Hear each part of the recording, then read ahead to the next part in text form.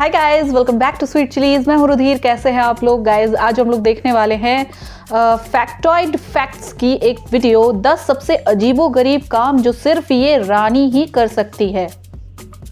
Queen Catherine के बारे में जानकारी हिंदी में। ओ भाई साहब, क्वीन कैथरीन जो मतलब काफ़ी जानी मानी क्वीन रही हैं, ठीक है।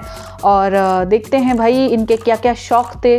और पुराने ज़माने की कई सारी ऐसी क्वींस थी जिनके अजीबोगरीब ही शौक थे। हम और आप जैसे आम इंसान तो वो सोच भी नहीं सकते, और उनके शौक पता नहीं कौन सी दुनिया के थे, ठीक है। तो स्टार्ट करते हैं ये वीडियो, उसके बाद में इसके बारे में बात करेंगे।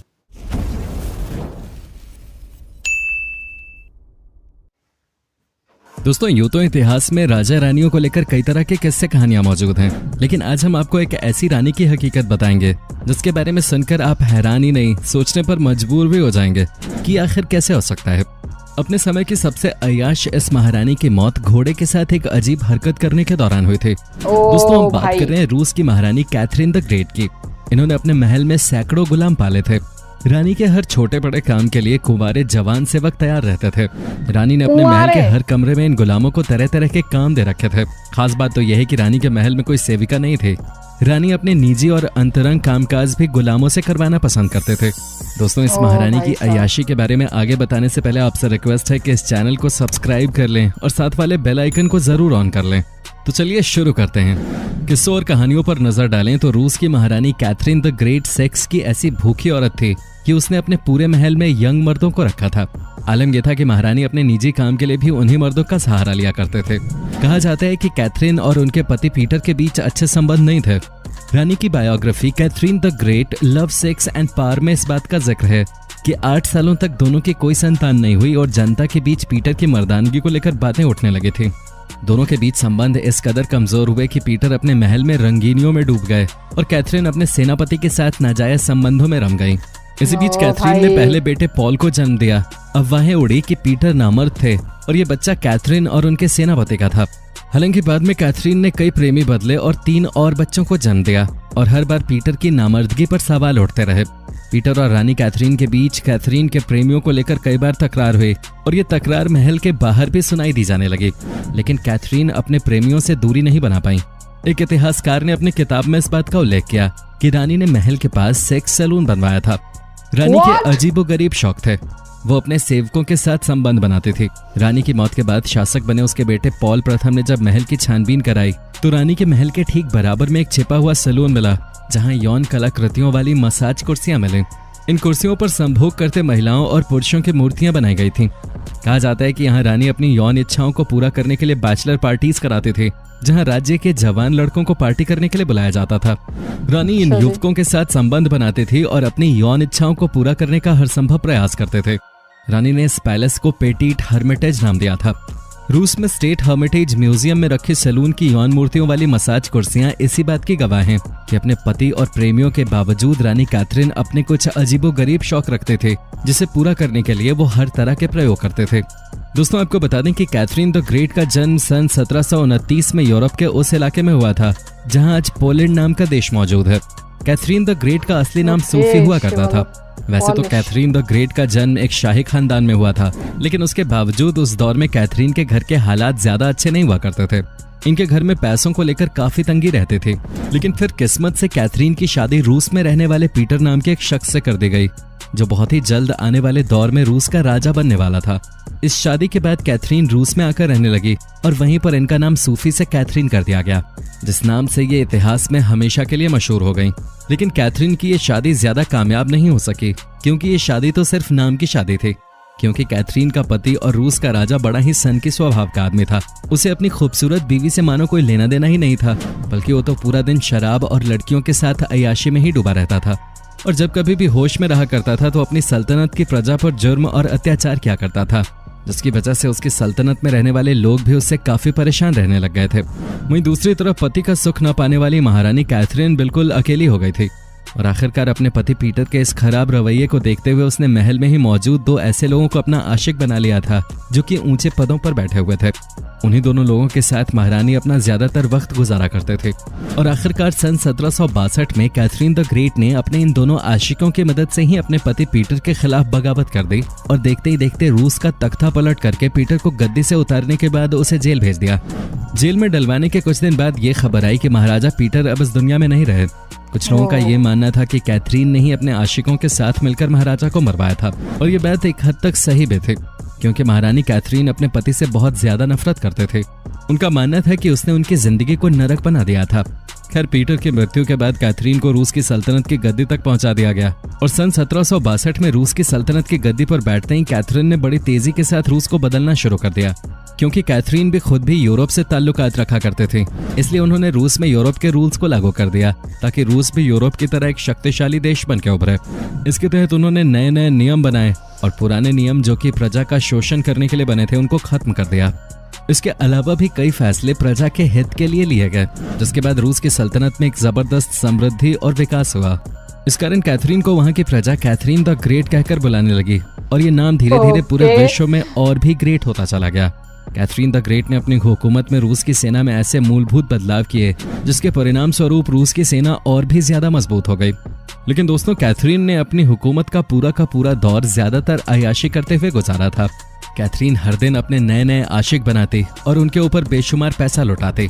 यही नहीं, उनको उपहार में जमीन जायदाद और नौकरी भी देती और यहाँ तक कि कैथरीन ने अपने सबसे चहीते आशिक को पोलैंड का शासक तक बना दिया था।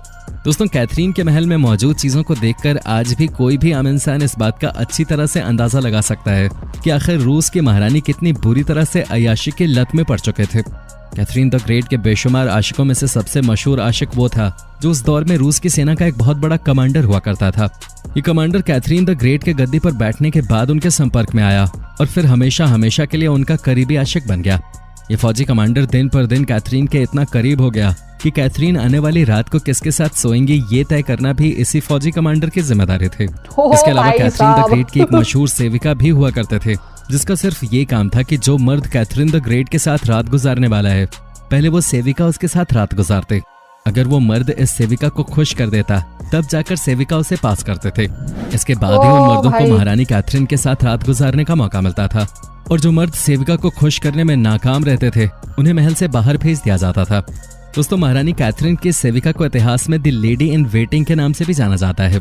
महारानी की सेविका के बारे में तथ्य ये भी है कि एक बार इस सेविका को महारानी कैथरीन ने अपने एक आशिक के साथ रंगरलियां मनाते हुए पकड़ लिया था, जिसके बाद महारानी ने अपनी इस खास सेविका पर तरस न करते हुए उसे जिंदा जलाने का हुक्म दिया था। दोस्तों, महारानी कैथरीन की इस खतरनाक अय्याशी का खेल उसकी मौत तक लगातार चलता रहा था। बूढ़े हो जाने के बावजूद महारानी अपने से 30-40 साल कम उम्र के मर्दों के साथ संबंध बनाते थे। उनको मर्दों के साथ वक्त गुजारना बहुत पसंद था और वो हमेशा अय्याशी में ही डूबी रहते थे। मर्द तो मर्द, बल्कि कई इतिहासकार कैथरीन द ग्रेट का रिश्ता जानवरों के साथ भी जोड़ते हैं। महारानी के हाथों से कोई भी जानवर नहीं बचा था जिसके साथ उन्होंने अपनी हवस न बुझाई हो। दोस्तों, आप इस बात से अंदाजा लगा सकते हैं कि महारानी कैथरीन किस हद तक अय्याशी और हवस के नशे में डूबी रहते थे। सोचिए, उन्होंने अपनी हवस के आगे जानवरों तक को नहीं छोड़ा। माना जाता है कि उन जानवरों में से उनका एक प्रिय घोड़ा भी था जो कि उनके काफी करीब था। वो जब भी दुखी या परेशान होती थी तो उस घोड़े के साथ वक्त गुजारते थे।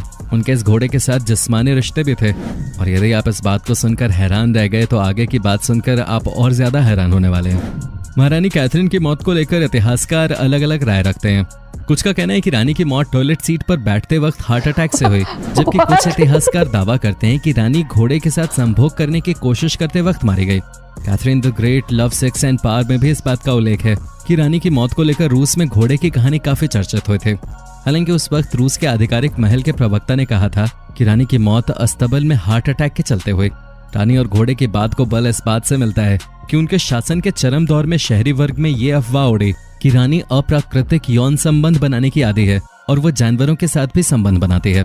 रानी के 100 घोड़ों के अत्याधुनिक अस्तबल और घोड़ों की सेवा के लिए सैकड़ों सेवकों की उपस्थिति भी इस ओर इशारा करती है कि रानी को घोड़ों से कुछ अलग तरह का लगाव था। अब इस बात में कितनी सच्चाई है या ये सिर्फ महारानी कैथरीन को बदनाम करने की साजिश के तहत फैलाई गई बातें हैं, ये अभी भी रहस्य ही है। खैर, आपकी क्या राय है महारानी कैथरीन द ग्रेट को लेकर, हमें कमेंट बॉक्स में ज़रूर बताएं। वीडियो पसंद आई हो तो वीडियो को लाइक और चैनल को सब्सक्राइब करके बेल नोटिफिकेशन को ज़रूर ऑन कर लें।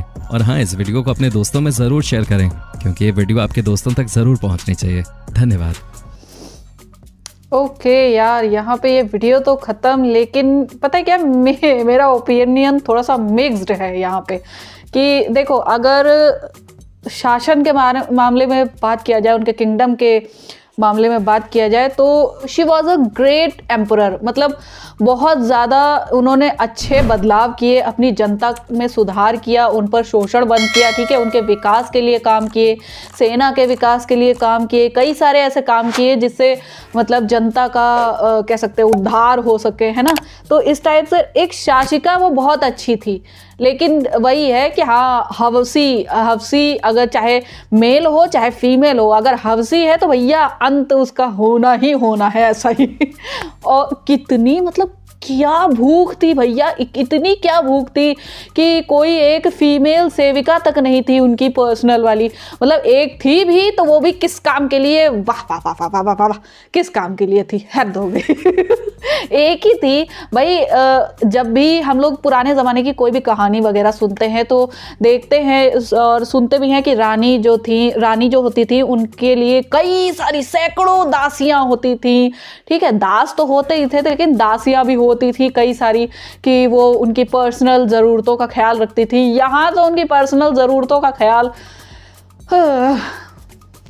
यार काफ़ी अय्याश, लेकिन एक गुड एम्परर थी। मेरा तो यही ओपिनियन है, ठीक है। मतलब ये अपनी हवस के चलते इतना ज़्यादा डूबी ना होती तो मतलब इनकी जो शासन प्रणाली थी, मतलब एक रूल करने का सिस्टम था, वो काफ़ी ज़्यादा अच्छा था और उसकी वजह से जनता को काफ़ी ज़्यादा फ़ायदा भी हुआ था। तो वो मतलब उस साइड अच्छा था। जो कहते हैं ना, एक साइड, हर सिक्के के दो पहलू होते हैं, तो एक साइड उनका अच्छा था, एक साइड उनका आई होप आप लोग को रिएक्शन पसंद आया होगा। अगर पसंद आया हो तो प्लीज़ लाइक और शेयर ज़रूर करना। मैं मिलूंगी नेक्स्ट वीडियो में।